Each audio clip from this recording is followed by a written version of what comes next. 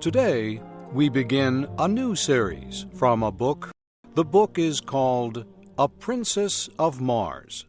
It is the first book in a series that Mr. Burroughs wrote about a man who travels to Mars during the last years of the 1800s.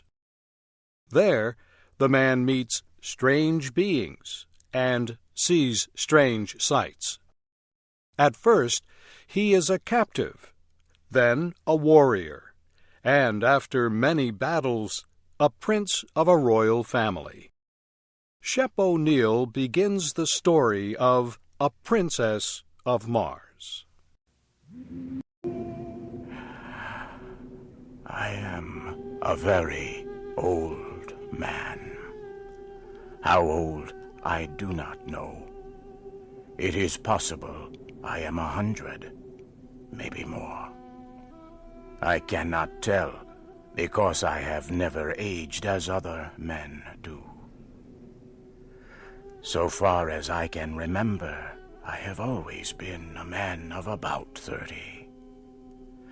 I appear today as I did 40 years ago, yet I feel that I cannot go on living forever. Someday, I will die the real death from which there is no escape. I do not know why I should fear death, I who have died 2 times, and am still alive. I have never told this story. I know the human mind will not believe what it cannot understand.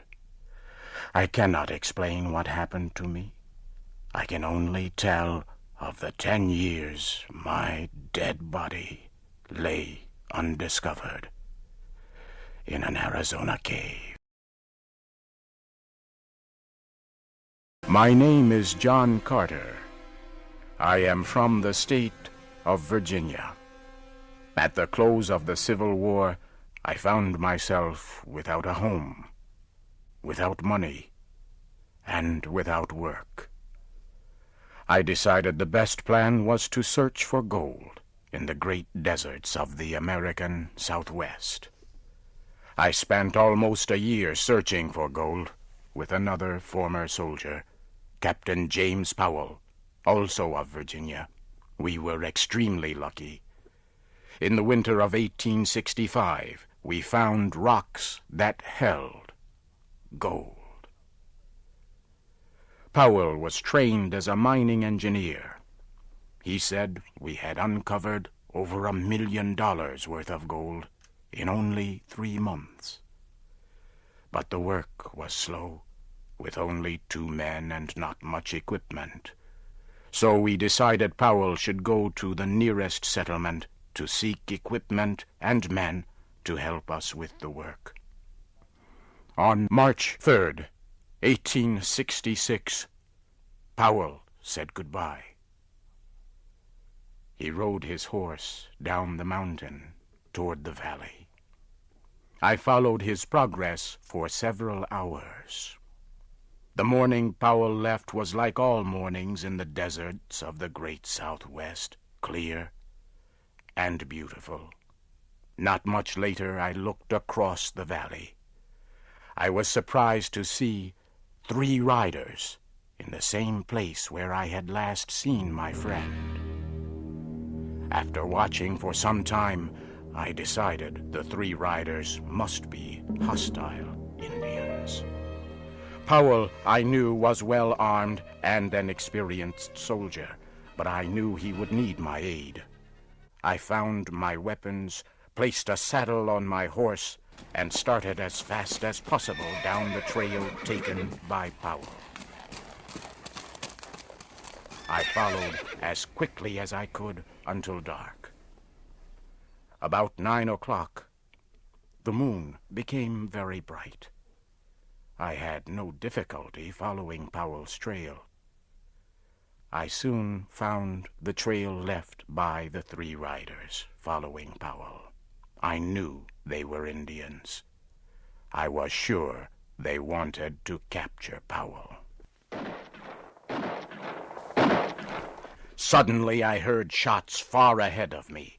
I hurried ahead as fast as I could. Soon I came to a small camp. Several hundred Apache Indians were in the center of the camp. I could see Powell on the ground. I did not even think about what to do. I just acted. I pulled out my guns and began shooting. The Apaches were surprised and fled.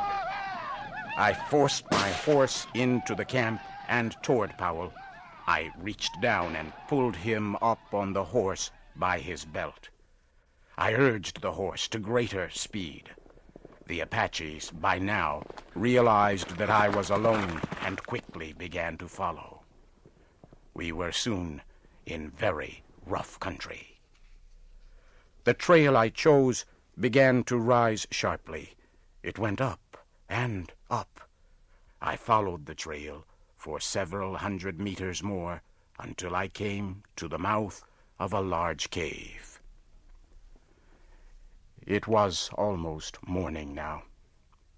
I got off my horse and laid Powell on the ground. I tried to give him water, but it was no use. Powell was dead. I laid his body down and continued to the cave. I began to explore the cave. I was looking for a safe place to defend myself, or perhaps for a way out, but I became very sleepy. It was a pleasant feeling. My body became extremely heavy. I had trouble moving.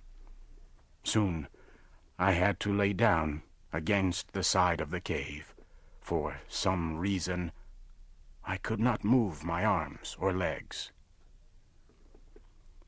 I lay facing the opening of the cave. I could see part of the trail that had led me here. And now I could see the Apaches. They had found me, but I could do nothing. Within a minute, one of them came into the cave. He looked at me, but he came no closer. His eyes grew wide. His mouth opened. He had a look of terror on his face. He looked behind me for a moment and then fled. Suddenly, I heard a low noise behind me. So could the rest of the Apaches. They all turned and fled. The sound became louder, but still I could not move. I could not turn my head to see what was behind me. All day I lay like this. I tried again to rise and again, but I still could not move. Then I heard a sharp sound. It was like a steel wire breaking.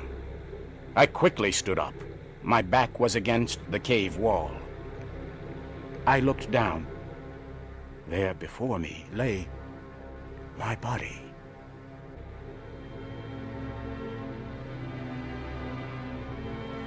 For a few moments, I stood looking at my body. I could not bring myself to touch it. I was very frightened. The sounds of the cave and the sight of my body forced me away. I slowly backed to the opening of the cave. I turned to look at the Arizona night. I could see 1,000 stars. As I stood there, I turned my eyes to a large red star. I could not stop looking at it. It was Mars, the red planet, the red god of war. It seemed to pull me near. Then, for a moment, I closed my eyes. There was an instant of extreme cold and total darkness. Suddenly, I was in deep, dreamless, peaceful sleep.